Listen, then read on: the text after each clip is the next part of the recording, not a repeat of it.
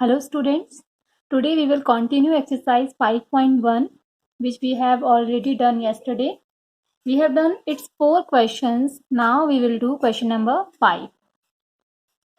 Is the function f defined by fx equal to x if x is less than equal to 1, 5 if x is greater than 1, continuous at x equal to 0, at x equal to 1, at x equal to 2. 3 points पर हमसे continuity पूछी गई है. Is this function continuous at these points? तो हमें इसको check करना है. ठीक है, तो जो मैंने लास्ट वीडियो में क्वेश्चन डिस्कस किए थे एग्जाम्पल में वो कुछ ऐसे ही थे. ठीक है, तो इनको करने में आपको डिफिकल्टी नहीं आएगी क्योंकि हमने लास्ट वीडियो में ये क्वेश्चन डिस्कस किए हुए हैं. तो इसको स्टार्ट करते हैं. तो पहले हमें चेक करना है एट एक्स इक्वल टू 0 पे. ठीक है, इस पे हमें चेक करना है. अब ये फंक्शन कैसा है? ये फंक्शन हमारा 1 के लेफ्ट साइड पर x है और 1 की राइट साइड पे ये फंक्शन हमारा 5 है. ठीक है, मैंने आपको यही सेम एग्जाम्पल कल ग्राफ बनाकर पूरा बताया था. ठीक है, पर अब हम ग्राफ बना के नहीं कर रहे हैं क्योंकि थोड़ा सा वो टाइम टेकिंग होता है, बट अंडरस्टैंडिंग के लिए वही अच्छा होता है. ठीक है, पर अभी हम इसको डायरेक्ट कर रहे हैं, मैथमेटिकली कैलकुलेशन से सॉल्व कर रहे हैं इसको हम. तो 1 की लेफ्ट साइड पे हमारा फंक्शन x है और 1 के राइट साइड पे हमारा फंक्शन 5 है. We have to check its continuity at x equal to 0. 0 यहाँ कहीं पे होगा. ठीक है, हमें 0 पे चेक करनी है. तो 0 पे चेक करनी है तो हम लिमिट निकाल लेते हैं 0 पे. Limit x tends to 0 fx. तो 0 के नियर बाई हमारा फंक्शन क्या है? x. तो हम क्या फंक्शन लेंगे? x. ठीक है ना, 0 के नियर बाय हमारा फंक्शन क्या है? x है. तो क्या आ जाएगी? लिमिट पुट कर देंगे 0, 0 ही आएगा. और f ऑफ 0 जब आप निकालेंगे, f ऑफ 0 भी हम यहीं पे निकालेंगे x पे, क्योंकि 0 पे हमारा फंक्शन x है. पूरा यहाँ से यहाँ तक हमारा फंक्शन क्या है? x है. ठीक है, तो f ऑफ 0 जब हमें निकालना है तो हम यहाँ 0 रख देंगे, 0 आ जाएगा. तो दोनों इक्वल आ गए.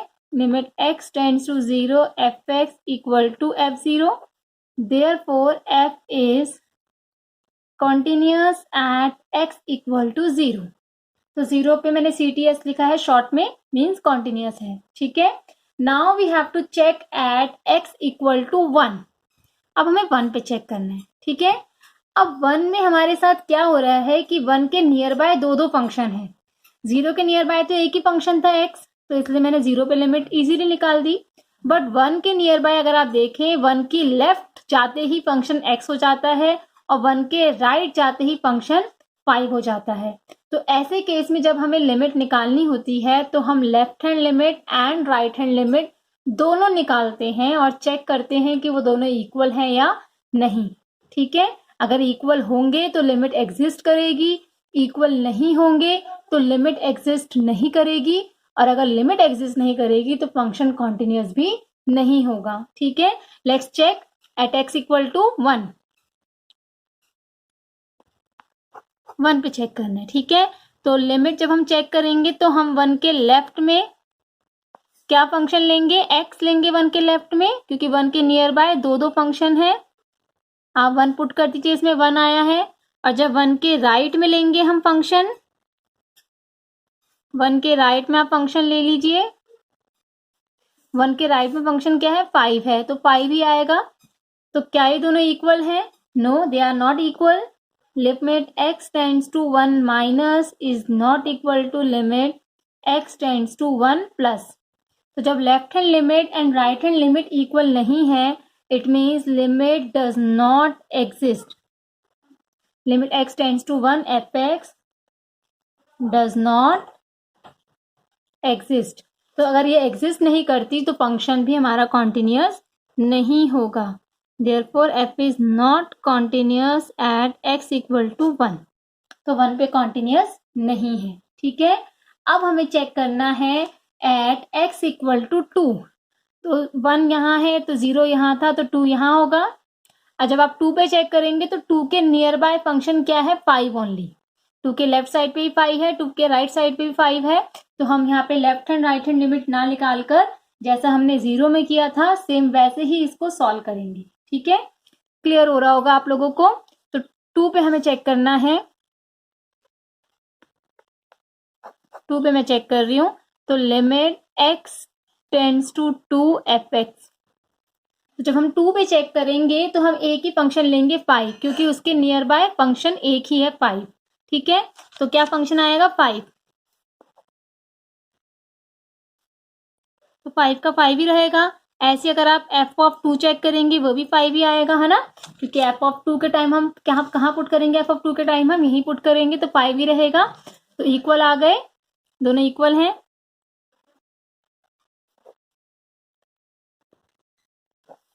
Therefore f is continuous at x equal to 2। तो फंक्शन 0 और 2 पे कॉन्टिन्यूस है बट 1 पे डिसकॉन्टिन्यूस है। क्लियर? तो इस तरीके से आपको ये क्वेश्चन करना है। नेक्स्ट क्वेश्चन पे आते हैं अपने। क्वेश्चन नंबर 6 से लेके 9 क्वेश्चन मैंने लिखे हैं, इसमें 10, 11, 12 भी है, वो आप लोग खुद कर लेंगे। ये 4 क्वेश्चन आप सीख लीजिए अच्छे से। Find all points of discontinuity of f where f is defined by this। आपको सारे पॉइंट्स ऑफ डिसकंटिन्यूटी निकालने हैं। ठीक है, तो ये क्वेश्चन वैसा ही है सेम जैसा अभी हमने क्वेश्चन नंबर 5 किया है। तो वहां पर आपने नोटिस किया होगा डिसकंटिन्यूटी कहां पर आई, जहां पर हमारा फंक्शन ब्रेक हुआ। जैसे अगर मैं इसका ग्राफ बनाऊं, प्रॉपर हम ग्राफ तो नहीं बना रहे हैं, हम जस्ट क्या लिख रहे हैं कि ये 2 है, 2 से पहले फंक्शन क्या है 2x प्लस 3, 2 के बाद फंक्शन क्या है 2x माइनस 3, है ना। 2 से पहले फंक्शन ये है, 2 के बाद फंक्शन ये है। ठीक है, तो 2 पर ही चांस है इस फंक्शन के डिसकंटिन्यूअस आने के। अगर आप किसी और पॉइंट पे चेक करोगे, यहाँ का कोई पॉइंट लोगे तो एक ही फंक्शन रहता है। जैसे अभी अभी हमने क्वेश्चन किया, यहाँ 1 था, यहाँ 0 था, यहाँ 2 था। ठीक है ना, जैसे अभी भी हमने क्वेश्चन किया, एक बार और देख लेते हैं। अभी अभी हमने क्वेश्चन किया तो 1 पे ये ब्रेक हो रहा था, तो 1 पे ही डिसकंटिन्यूटी आई। बाकी पॉइंट्स पर फंक्शन कॉन्टिन्यूस ही आता है, क्योंकि बाकी पॉइंट्स पर फंक्शन एक ही है जो कि पॉलिनोमियल है, तो वो हमेशा कॉन्टिन्यूस आएगा ही आएगा। ठीक है, तो हमें जब क्वेश्चन में ऐसा बोला जाएगा find all points of discontinuity of f, then we will check at breaking point only, क्योंकि वहीं पर डिसकंटिन्यूअस आ सकता है और कहीं नहीं आएगा। तो इस क्वेश्चन में मैं सिर्फ और सिर्फ 2 पे चेक करूंगी और किसी पे चेक नहीं करूंगी। ठीक है, क्लियर? ऐसे ही जब ये वाला क्वेश्चन करेंगे, यहाँ पर क्या क्या आ रहा है -3 और 3, तो इन पे चेक करेंगे। 8th क्वेश्चन पे 0 आ रहा है तो 0 पे चेक करेंगे। 9th क्वेश्चन में भी 0 आ रहा है तो सिर्फ 0 पे चेक करेंगे। ठीक है, तो क्वेश्चन नंबर 6 हम कर रहे हैं।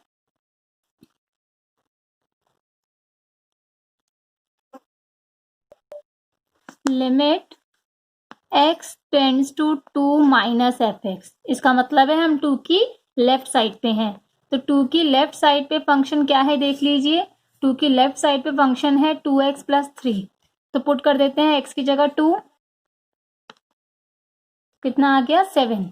ठीक है, अब 2 की राइट साइड पे चेक करेंगे,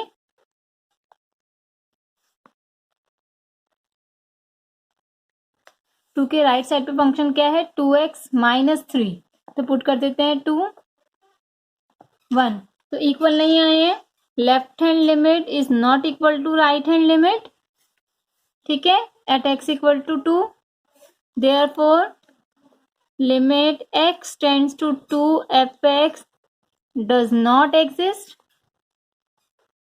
तो अगर एग्जिस्ट नहीं करती है it means function is discontinuous at x equal to 2। Clear? तो इस तरह से फंक्शन इस पे डिसकंटिन्यूअस हो गया। क्वेश्चन नंबर 7 पे आते हैं। क्वेश्चन नंबर 7 इज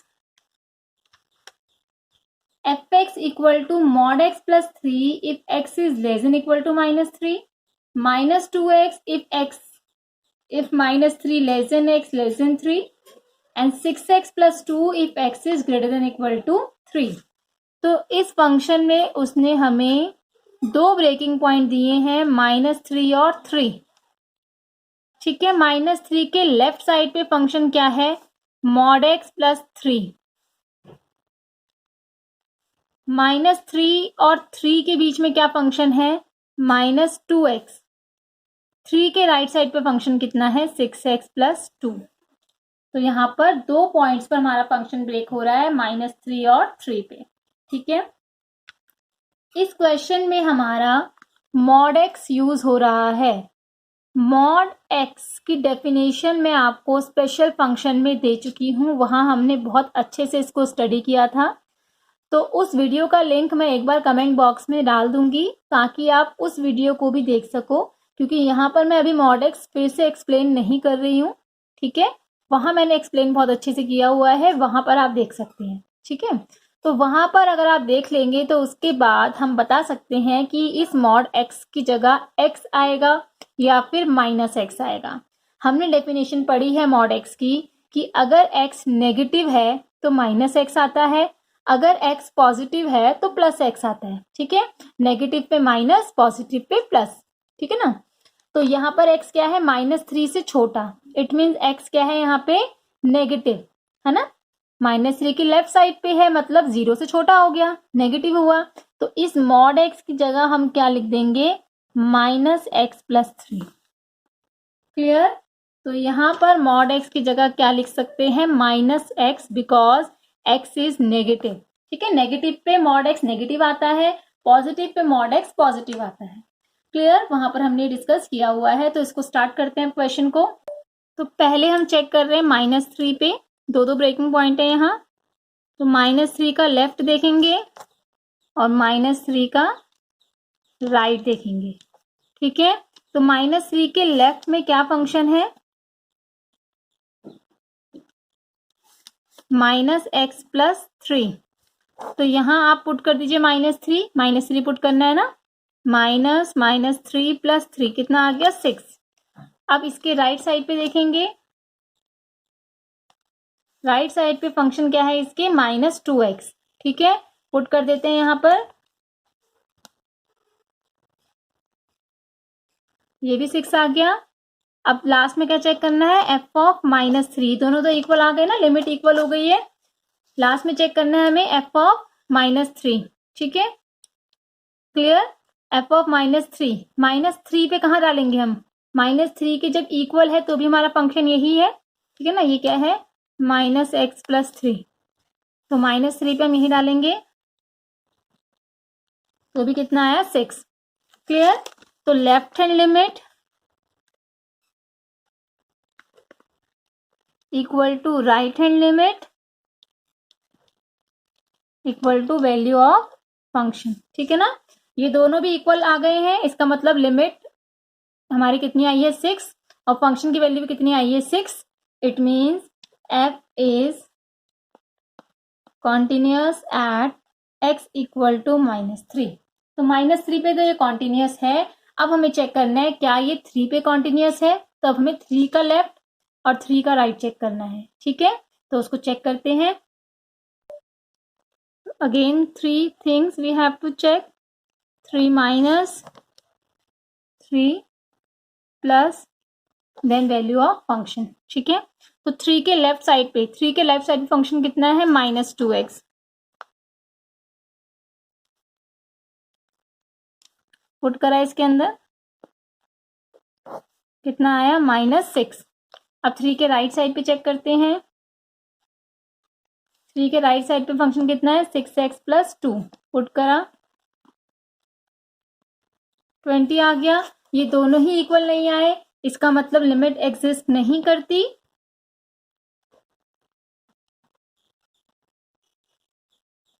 तो जब लिमिट ही एग्जिस्ट नहीं करती तो फंक्शन कॉन्टिन्यूअस नहीं होगा। तो फंक्शन 3 पे कॉन्टिन्यूअस नहीं है। ठीक है, -3 पे ये फंक्शन कॉन्टिन्यूअस आया क्योंकि लिमिट एग्जिस्ट करी। लिमिट एग्जिस्ट करने के बाद हमने फंक्शन की वैल्यू भी निकाली। ठीक है ना, कॉन्टिन्यूटी की डेफिनेशन है ये, सिर्फ लिमिट एग्जिस्ट करके आपको छोड़ना नहीं है, क्योंकि लिमिट नहीं निकालनी, कॉन्टिन्यूटी चेक करनी है। तो लिमिट निकालने के बाद आप फंक्शन की वैल्यू चेक करेंगे उस पॉइंट पे। अगर तीनों सेम आते हैं तो फंक्शन कॉन्टिन्यूअस है, नहीं आते हैं तो नहीं है। ठीक है, अब यहाँ पर हमारी लिमिट ही नहीं आई तो फिर फंक्शन की वैल्यू चेक करने का कोई फायदा ही नहीं है, तो इसलिए हमने इसको यहीं छोड़ दिया कि फंक्शन कॉन्टिन्यूअस नहीं है। ठीक है, तो इसका मतलब ये वाला जो फंक्शन था ये ओनली 3 पे कॉन्टिन्यूस नहीं है, बाकी सब जगह कॉन्टिन्यूस है। ठीक है, नेक्स्ट क्वेश्चन पे आते हैं अपने question number 8। Question number 8, fx equal to mod x upon x if x is not equal to 0, 0 if x is equal to 0। ठीक है, तो जब x की वैल्यू 0 है तब तो ये फंक्शन भी 0 है, और जब x की वैल्यू 0 नहीं है तब ये फंक्शन क्या है, mod x upon x। It means left side पे भी कितना है, मॉड x अपॉन x, और राइट साइड पे भी कितना है, मॉड x अपॉन x। ठीक है, अब हमने मॉड की डेफिनेशन पढ़ी है, अगर मॉड नेगेटिव है तो मॉड की वैल्यू भी नेगेटिव आएगी, अगर मॉड पॉजिटिव है तो मॉड की वैल्यू पॉजिटिव आएगी। तो बहुत सिंपल सा फंडा है इसको लर्न करने का। अगर x नेगेटिव है तो मॉड x नेगेटिव आएगा, अगर x पॉजिटिव है तो मॉड x पॉजिटिव आएगा। ठीक है, तो ये आ गया यहाँ पर फंक्शन -1, यहाँ फंक्शन आ गया है 1। तो हमने यहीं पर इसको प्रिपेयर कर दिया पूरा कि 0 पे फंक्शन कितना है, 0, लेफ्ट साइड पे कितना है, -1, राइट साइड पे कितना है, 1। ठीक है, तो इसको हम सॉल्व कर लेते हैं यहीं पर ही। Limit x tends to 0 minus 0 के लेफ्ट में, तो 0 के लेफ्ट में क्या फंक्शन है, -1, -1 आ गया। Limit x tends to 0 plus 0 के राइट साइड पे फंक्शन कितना है, 1 है। ठीक है, इक्वल नहीं है, left hand limit right hand limit के इक्वल नहीं है, इसका मतलब लिमिट एग्जिस्ट नहीं करती।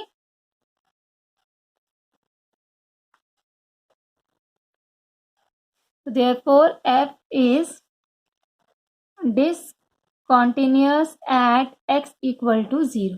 तो 0 पे डिसकॉन्टिन्यूस आ गया। ठीक है, क्लियर हो गया होगा। क्वेश्चन नंबर 9 पे आते हैं। क्वेश्चन नंबर 9, 0 पे ही ब्रेक हो रहा है। 0 के लेफ्ट में फंक्शन कितना है, x अपॉन मॉड x, और 0 के राइट पे फंक्शन कितना है, -1। ठीक है, तो 0 के लेफ्ट में देखिए x नेगेटिव है तो मॉड x की वैल्यू कितनी आएगी, -x, कटेगा तो कितना आ गया, -1। ठीक है, तो 0 के लेफ्ट में -1 है, 0 के राइट में -1 है, तो ऑब्वियसली लेफ्ट हैंड लिमिट में -1 आएगी, राइट हैंड लिमिट में -1 आएगी। ठीक है, अब फंक्शन की वैल्यू जब आप निकालेंगे 0 पे तो वो भी कितनी आएगी, -1 आएगी, तो फंक्शन कॉन्टिन्यूस आएगा। तो इसको भी कर देते हैं क्वेश्चन नंबर 9।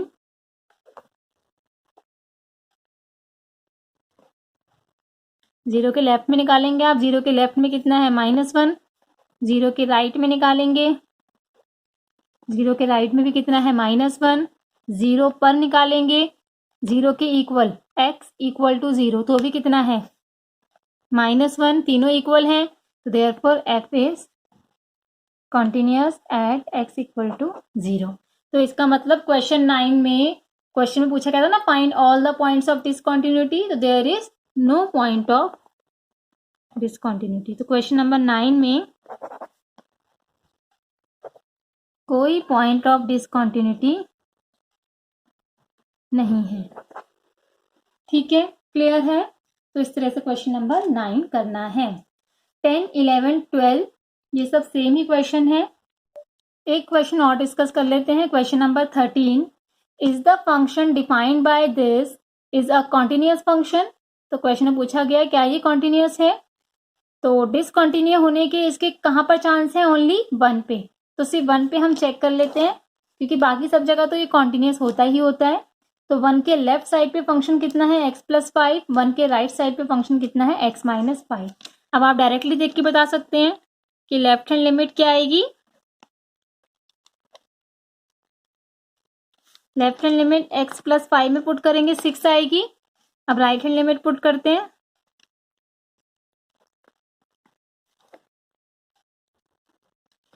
यहाँ पुट करेंगे x - 5 में, तो 1 - 5 4 आ गई, सॉरी -4 आ गई, इक्वल नहीं है, तो फंक्शन कॉन्टिन्यूस नहीं है। ठीक है,